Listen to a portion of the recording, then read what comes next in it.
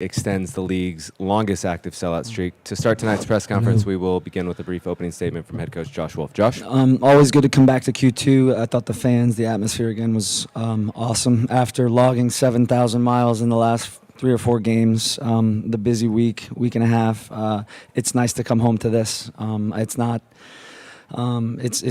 not like this everywhere, and we know how spoiled we are, but it's very much appreciated. It gives these guys a lift, and they needed it tonight. They suffered and sacrificed and showed that they're ready to succeed, and that's what it takes when you're on the road or at home playing against the opponents we played against. Adversity of losing a couple very influential guys, but we knew we needed to start fast and utilize the fuel inside the stadium and the energy, and we generated good chances early, rewarded ourselves with 2 early goals.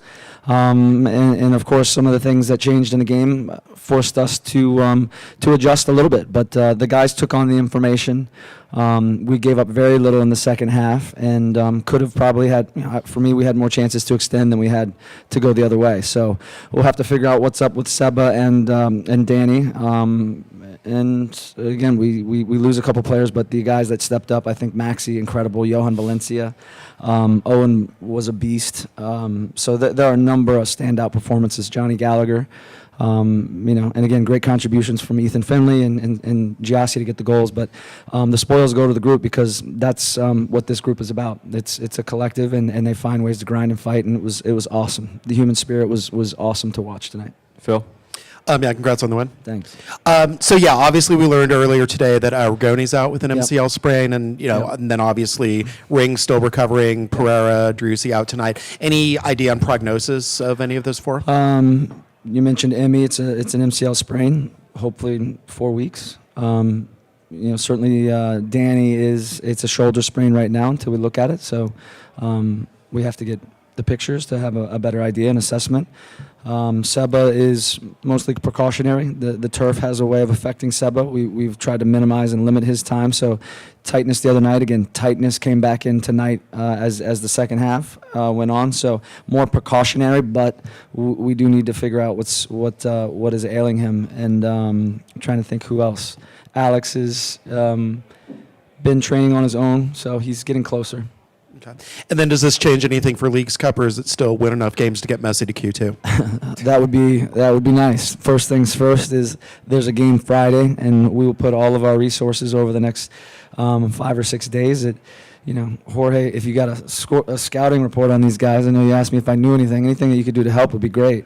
But we need to rest. We need to recover. I mean, tonight was a Wednesday was massive. Last Saturday, it's been a big week. So we got to recover, and we'll see who's available. Obviously, we've got some big guys that are looking like they're going to be out, and we got to find ways to push forward.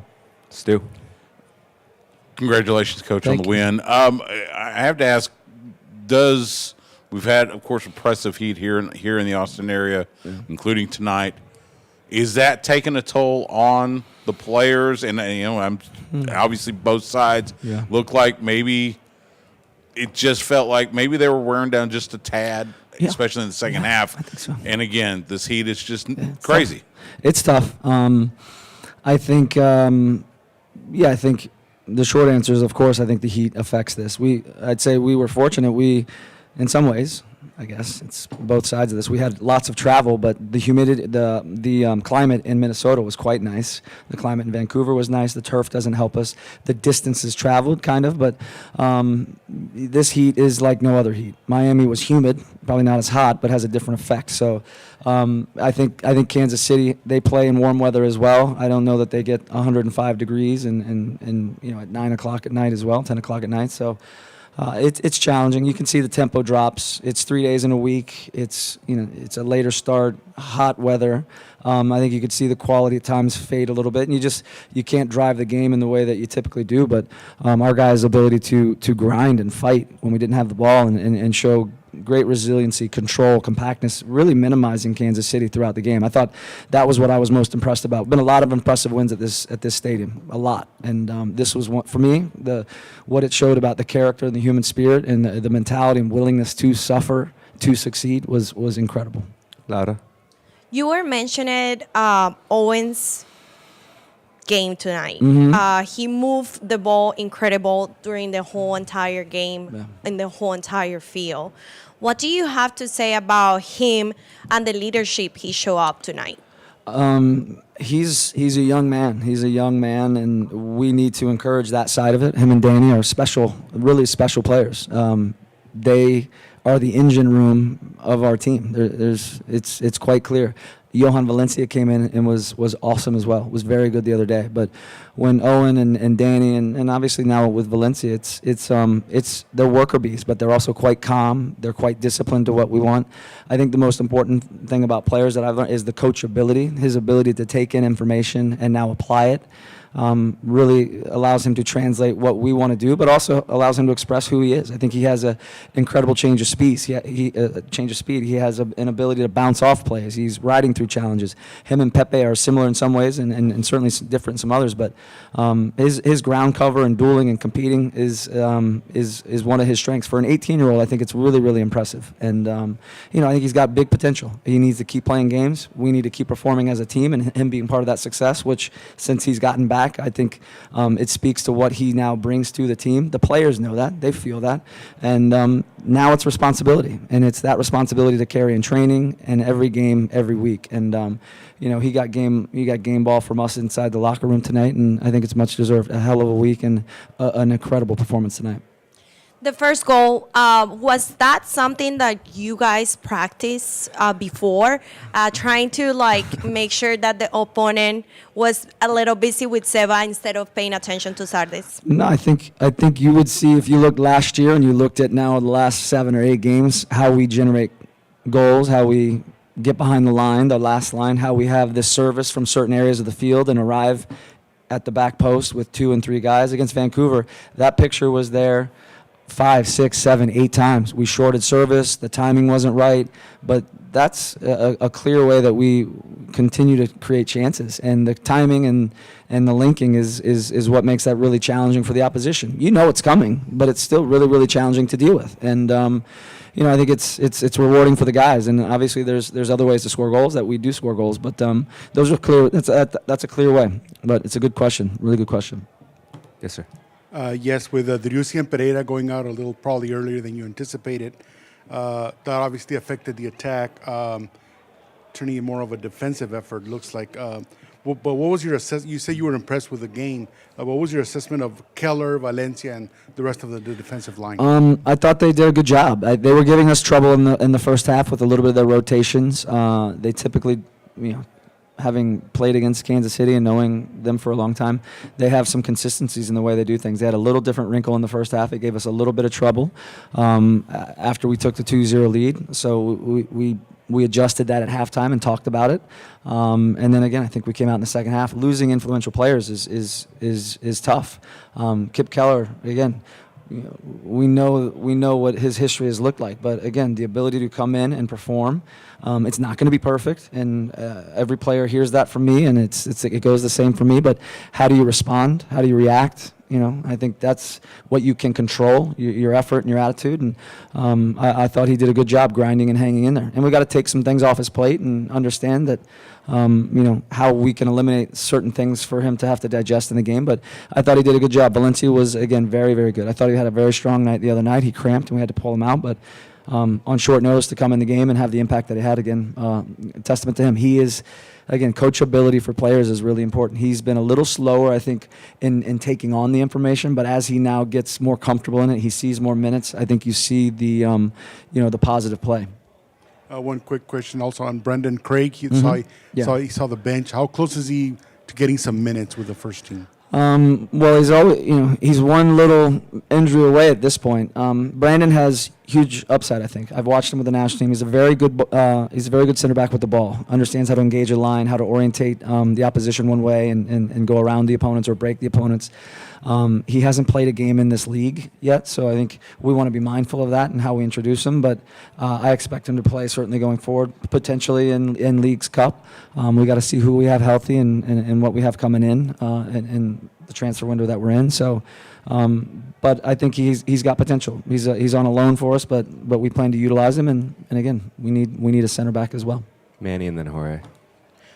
Coach, with the summer transfer window currently going on, how much room is there in the salary cap to sign a new player? And is there a certain position that you have in mind that you would like to address in this summer window? Center back, and we don't have a lot of money, so it makes it challenging. So that's the difficulty with the situation. So you got to evaluate what can you do, what can you pull in the future, what can you may need to move players in order to make space. So there's lots of things that we have to try to do. But the biggest thing is giving us the ability to get better in the window, but also set us up to be able to do things in the next transfer window. So we're very mindful of it. It's never easy this time of year, and we've got a few things. We've been having to react to this center back dilemma that we've had all year, and it's unfortunate, but we continue to ride. Like I said, we're in 5th place. We're continuing to grind our way through the season and move our way up the table. And a lot of guys have contributed, and performances have gotten better. So, I think it's a testament to the group. Last year, we kind of jumped out of the gates, ran away, and got caught by everybody at the end. So it's going to be a grind. The years are always challenging, and we're right in the thick of it with many teams. So we need players, the short answer, and we got to find ways to gather resources and clear space. David? Congratulations, Coach. Thank you. Today, the first time I see that we didn't have much of a control. We have 48% possession, and for the first time. But even though we have more shots on goals than usually, so I think we were able to find a balance, even though we didn't have the possession that we usually have. Right? I get insecure with that. I get when we don't have the ball, I'm quite insecure. But more shots on goal too. Yeah, no, that's right. So the efficiency going forward was quite good. Obviously, a lot of that has to do with how we're performing in front of goal, the numbers that arrive in front of goal, the situations that we can create, whether it's run of play or transitions or set pieces. So, statistics data are things that we look at. There's metrics inside this that we are very specific to for our team. That's not just about possession and shots, but breaking the last line, how often you can arrive in the red zone with the numbers, how often you can have first contact in that area, which now stresses the opponent more and more. It's also how you can do that more often than the opposition. And those are things that we've continued to try to work on and talk about. But when you don't have the ball, how much control, it's an arrogant thing to say, but I want control when we don't have the ball. And that's, it's more just having as best comfort that you can and take away certain things that the opponent have or want to do and find ways to now regain possession. But it was challenging. Last question. Go ahead. One additional question. Zardes and Finley both scored again for the 3rd straight home game. How much confidence does that give both of them and the starting front and you in particular? The way they've been able to perform. Yeah, our front 5, whoever they are, I mean, those are kind of the drivers. I think we've gotten great contributions from our back line. Julio mostly on set pieces, and Johnny and Nicky and Adam with generating assists and goals. Probably Johnny more so than we expected, but. That front 5 is really responsible for goals. 2 attack mids, the wingers, and the forward. I think I think whoever we are using, they understand their role and the need to score goals. And I think for us, it's the fact that we have a variety of ways that we can do it. The opponent can take away certain things. They can't take away everything. How quickly can we recognize where space is? How quickly can we access it? And if it's not broke, don't fix it. If something's working, keep going to the well, and make them have to deal with that. And week by week, that's a different picture. And I think that's where some of the growth has happened. I think over the course of the year, we have plenty of flexibility and fluidity in our structures now. We've utilized a lot of different players. So down the stretch, we have a number of things in our chest of things that we can do, but we also need our players to be healthy. So we got to get these guys back up to speed, and certainly our influential players as well. Thanks, everyone. Thanks, Josh. Please Thank follow you. Emily Alvarado.